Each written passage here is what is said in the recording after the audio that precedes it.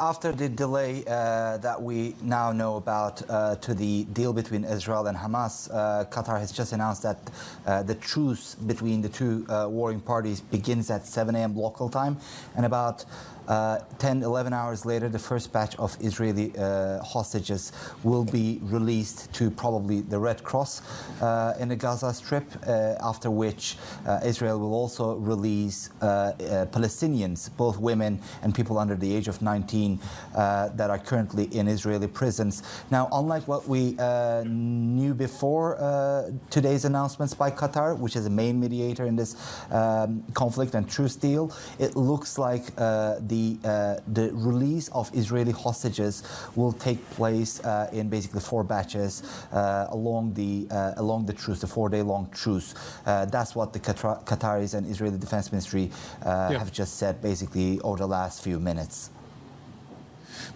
Onur, is there any expectation that we could see more hostages being released, that this program could run for extra days, the idea being that we also get extra days of truce as well?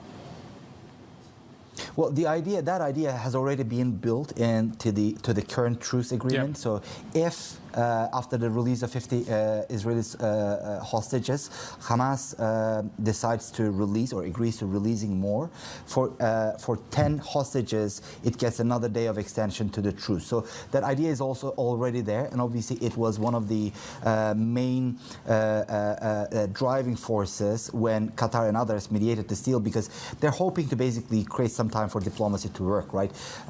Israel wasn't really looking at the idea of a ceasefire very warmly just until a couple of weeks ago, but now that they have this deal, they're hoping that the mediators are hoping that they can work something out of it, and by giving diplomacy more time.